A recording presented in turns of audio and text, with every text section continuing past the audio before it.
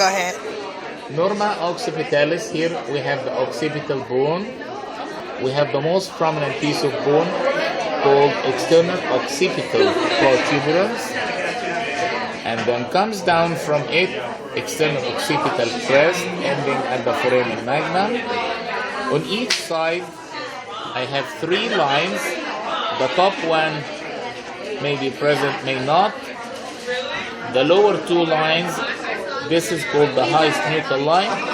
This is the superior nuchal line. This is the inferior nuchal line. Superior nuchal line, inferior nuchal line. The last two are always present.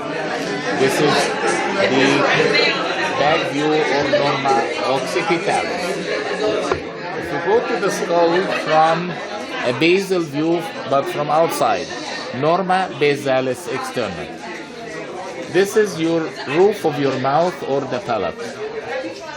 It's made of anterior 2/3 and a posterior 1/3. The anterior 2/3, this piece of bone is called the palatine process of the maxilla. This is the upper jaw or maxilla. It sends a piece of bone called the palatine process of maxilla.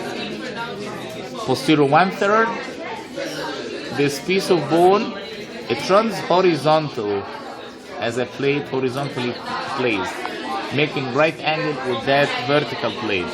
So that one is named horizontal plate of the palate. More posterior and by the middle, we have the posterior nasal spine. If I go lower down, this is the nasal septum we have seen from the front. If I go to the base of that nasal septum, I have what's called vomer. It looks triangular shaped area. On each side, I have two plates of bones. The most lateral one is named lateral pterygoid plate. Most medial one, medial pterygoid plate. And in between, I have a shallow fossa called pterygoid fossa. These two plates for the attachment of two muscles, lateral pterygoid muscle and medial pterygoid muscle.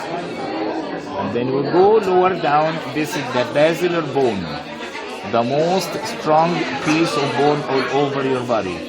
If it fractures, chances of life are going to be like 5% to live. Openings on each side called foramina. They start with the foramen oval, oval shape. Back to it, foramen spinosum.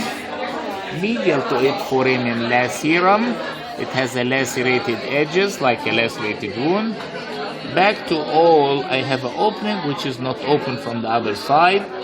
That is the carotid canal for the artery called internal carotid artery. More posterior, I have this large, regular opening, jugular foramen for the jugular vein in your neck.